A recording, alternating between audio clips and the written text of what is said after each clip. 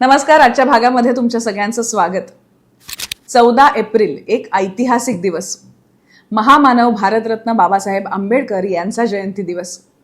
आपण यंदा त्यांची 135वी जयंती साजरी करत असताना त्यांना अभिवादन करण्याचा हा आमचा छोटासा प्रयत्न. ग्रंथ वाचन, अभ्यास, विद्वत्ता या सगळ्याच बाबतीत त्यांचा हात कोणीच धरू शकणार नाही. त्यांनी स्वतः किती अफाट लिखाण केलंय. Administration and finance of the east India company, The evaluation of the provisional finances in British India, the problem of the rupee, its origin and its solution, annihilation of caste, federation versus freedom असे त्यांचे ग्रंथ आजही जगभर अभ्यासले जातात. अर्थातच जगातल्या इतक्या मोठ्या लोकशाहीला आधारभूत असणाऱ्या संविधानाचे ते शिल्पकार आहेत. आज त्यांच्याविषयी मी 2 पुस्तकांच्या आधारे बोलणार आहे आणि त्यांचे काही वेगळे पैलू आपल्या समोर मांडणार आहे.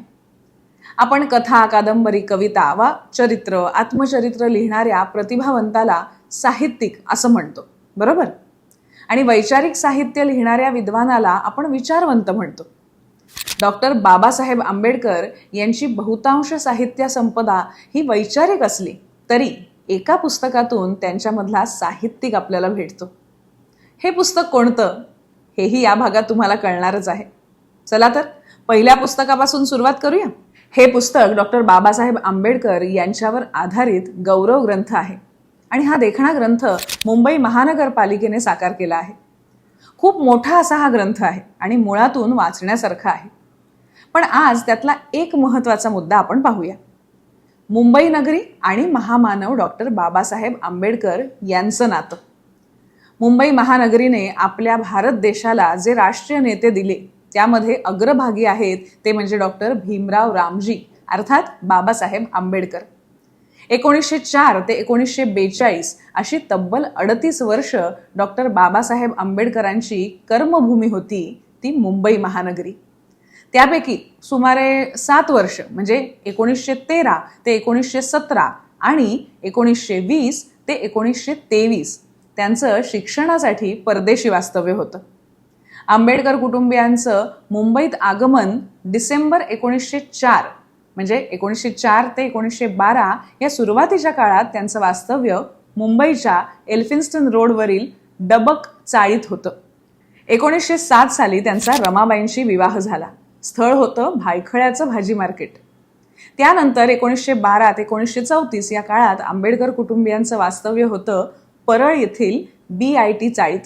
इमारत क्रमांक 1 आणि रूम नंबर म्हणजे खोली नंबर 5051.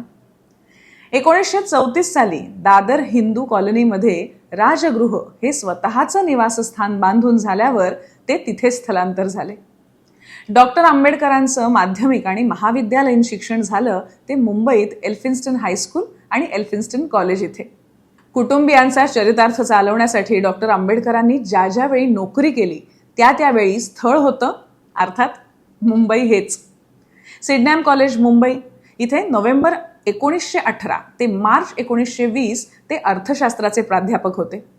गव्हर्नमेंट लॉ कॉलेज जून 1928 ते मार्च 1929 आणि जून 1934 ते मार्च 1935 ते कायद्याचे प्राध्यापक होते आणि जून 1935 ते मे 1938 ते प्राचार्य होते. पददलितांच्या उद्धारासाठी डॉक्टर आंबेडकरांनी जी सामाजिक आंदोलनं उभी केली त्या सर्वांची सुरुवात झाली ती मुंबईतच. सप्टेंबर 1924 साली त्यांनी स्थापन केलेल्या बहिष्कृत हितकारिणी सभा या संस्थेचं कार्यालय कुठे होतं तर परळच्या दामोदर हॉलमध्ये. महाडचा चौदार तळ्याचा सत्याग्रह मार्च 1927 आणि नाशिकचा काळाराम मंदिर प्रवेश सत्याग्रह मार्च 1930 या दोन्ही समता संग्रामाची आखणी आणि पूर्वतयारी ती सुद्धा कुठे झाली तर मुंबईतच. डॉक्टर बाबासाहेब आंबेडकर प्रणित कामगार चळवळीची सुरुवात झाली तीच मुळी दी बॉम्बे म्युनिसिपल कामगार संघाचे अध्यक्ष म्हणून एप्रिल 1934 साली. राष्ट्रीय पातळीवर कामगार नेते म्हणून पुढे डॉक्टर बाबासाहेब आंबेडकरांना जी मान्यता मिळाली त्याची सुरुवात झाली तीही मुंबईतूनच. डॉक्टर बाबासाहेब आंबेडकरांच्या राजकीय चळवळीचे अधिष्ठान होते ते देखील मुंबई हेच.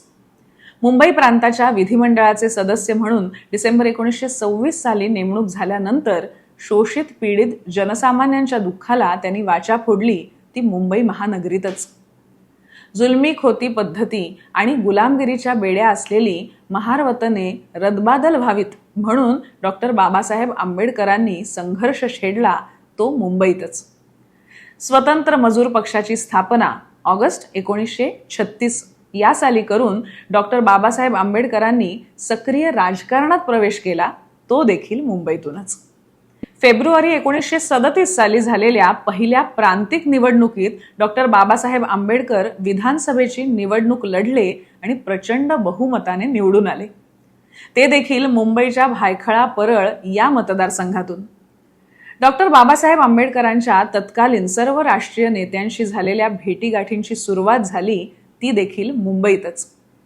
महात्मा गांधींची ऐतिहासिक भेट मणिभवन 14 ऑगस्ट 1931 साली.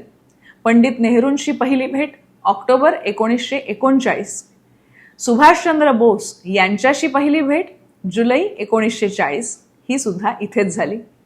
सामाजिक आणि राजकीय आंदोलनं चालवण्यासाठी डॉक्टर बाबासाहेब आंबेडकरांनी मुखपत्रे म्हणून वेळोवेळी 4 नियतकालिके चालवली. मूकनायक जानेवारी 1920, बहिष्कृत भारत एप्रिल 1927, जनता नोव्हेंबर 1930 आणि प्रबुद्ध भारत फेब्रुवारी 1956. या नियतकालिकांद्वारे डॉक्टर बाबासाहेब आंबेडकरांच्या लढाऊ पत्रकारितेची आणि मराठी भाषेवरील त्यांच्या असामान्य प्रभुत्वाची ओळख पटली. या सर्व नियतकालिकांचे कार्यालय आणि मुद्रण स्थळ होते अर्थातच मुंबईत. डॉक्टर बाबासाहेब आंबेडकरांच्या विविध लक्षी कामगिरीत मुंबईकरांनी त्यांना चांगलीच साथ दिली. प्रत्येक कार्यसिद्धीनंतर त्यांचा पहिला सत्कार होत असे, तोही अर्थात मुंबईतच. मॅट्रिक झाल्यानंतरचा पहिला सत्कार जानेवारी 1907 मुंबईमध्ये झाला. मुंबई प्रांतिक विधिमंडळाचे सदस्य झाल्यानंतरचा त्यांचा सत्कार झाला मुंबईच्या दामोदर हॉलमध्ये जानेवारी 1927 साली. गोलमेज परिषदेसाठी इंग्लंडला जाताना आणि मुंबईला परतल्यावर त्यांचं भव्य स्वागत होत असे, तेही मुंबईत बेलॉर्ड पियरवर, म्हणजे 1930 ते 1932 हा काळ. त्यांच्या वयाला 50 वर्ष पूर्ण झाल्यानंतर जी प्रचंड अभिवादन सभा झाली ती गिरगाव चौपाटीवर एप्रिल 1942 साली.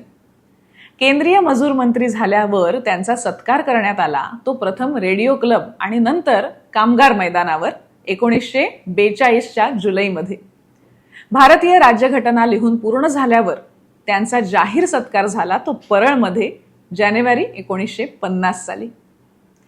अशा प्रकारे मुंबई महानगरीचा कानाकोपरा डॉक्टर बाबासाहेब आंबेडकरांच्या स्मृतीला उजाळा देताना दिसतो. या पुस्तकात आणखीही काही मनोरंजक माहिती वाचायला मिळाली. डॉक्टर बाबासाहेब आंबेडकरांनी आपली कर्मभूमी म्हणून मुंबई महानगरीवर मनस्वी प्रेम केलं. एल्फिन्स्टन कॉलेज जवळचं वे साइड इन, हुतात्मा चौकाजवळच्या मेडो स्ट्रीटवरचं कोंबा आणि मरोसा ही त्यांची आवडती उपहारगृह. भारतात प्रसिद्ध झालेल्या त्यांच्या पुस्तकांचे प्रकाशक होते मुंबई विद्यापीठाजवळ असलेले ठक्कर अँड कंपनी. आपल्या पुस्तकांची प्रूफ तपासायला डॉक्टर बाबासाहेब आंबेडकर तिथे गेले की प्रेसचा फोरमन जवळच्याच हॉटेलमधून त्यांच्या आवडीची कांदा भजी आणि तळलेल्या हिरव्या मिरच्या त्यांना आणून देत असे. भाषावार प्रांतरचना करताना मुंबई हे संपूर्ण भारताचं प्रतीक आहे म्हणून ती महाराष्ट्रात समाविष्ट केली जाऊ नये अशा प्रकारचा युक्तिवाद करण्यात आला असताना मुंबई ही महाराष्ट्रातच का राहिली पाहिजे याचं सर्वात प्रभावी आणि परखड विवेचन केलं ते डॉक्टर बाबासाहेब आंबेडकर यांनीच. अशा प्रकारे त्यांचं मुंबईवर आणि मुंबईचं त्यांच्यावर प्रेम होतं आणि आजही आहे. चैत्यभूमीवर त्यांच्या पवित्र स्मृती या मुंबई महानगरीने विशाल समुद्राच्या साक्षीने जपल्या आहेत. आता दुसऱ्या पुस्तकाकडे वळूया. हे म्हटलं तर चिमुकलं पुस्तक आहे, पण आंबेडकर किती उत्तम साहित्यिक होते याची साक्ष देणारं हे पुस्तक आहे, कारण ते आत्मचरित्रात्मक आहे. वाचणाऱ्याचं आयुष्य बदलून टाकण्याची ताकद या पुस्तकात आहे. आणि हे पुस्तक म्हणजे वेटिंग फॉर अ विजा. आठवणीतले अश्रू या नावाने ते मराठीत अनुवादित झालं आहे.